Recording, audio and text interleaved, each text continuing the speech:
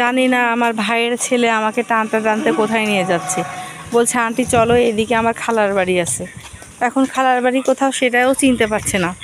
তো আমরা কত কষ্ট করে যাচ্ছি, একে ওকে জিজ্ঞাসা করছি, কেউ বলতেও পারছে না। এখন আমার ভাসতে শুরু করছে, না আন্টি যেতেই হবে। এখন যাচ্ছি, দেখা যাক কোথায় কত দূর যাওয়া যায়। আর এইদিকে তো পাপলস লেবুর গাছ দেখে আমার তো পাপলস লেবু খেতে ইচ্ছা করলো। দেখেন কত পাপলস লেবু, গাছ ভরে গেছে মাশাআল্লাহ। ওহো, ওরা আমাকে ছেড়ে চলে যাচ্ছে, দৌড় ধরি। একবার বললো এই বাড়ি, এখন ভাবছে এই বাড়ি না, তাহলে কোন বাড়ি দেখা যাক। আবার আমার ভাসতে বললো এই বাড়ি, তারপর ঢুকে আবার বেরিয়ে আসলো, বললো এই বাড়িও না। পরে আবার হাঁটা শুরু করলো। চলেন দেখি আমার ভাসতে কোথায় নিয়ে যায়। এখন চলছি এই রাস্তাতে, এখন দেখা যাক এই রাস্তাতে আর কত দূর। কি চমৎকার, এতটুকু দেখেন কত শাক গাছ লাগাইছে, তারপরে কলার গাছ লাগাইছে, তারপরে আবার পুঁই শাকের গাছ লাগাইছে, আবার এইদিকে চাল কুমড়ার গাছ লাগাইছে। সব মিলে দারুণ লাগছে, তাই না?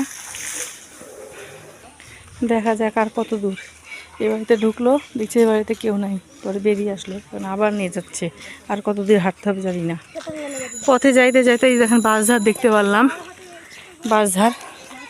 তো এখন তারপরেও আমার ভাইস্তা তার খালার বাড়ি পায়নি, আর কত হাঁটবো বলেন। এখন এইভাবে হাঁটাই নিয়ে বেড়াচ্ছে। এখন আবার আমার ভাইস্তা বলছে এই বাড়িটা, এই যে পতাকালা বাড়িটা।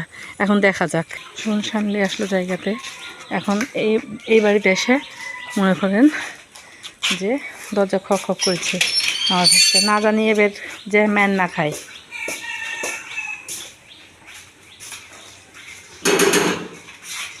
আল্লাহ জানে ম্যান খায় নাকি খায়। আমার ভাইস্তা তো অলরেডি। তো শেষ পর্যন্ত বাড়িতে ঢুকে গেলাম। তো কার বাড়িতে ঢুকলাম তাও জানি না।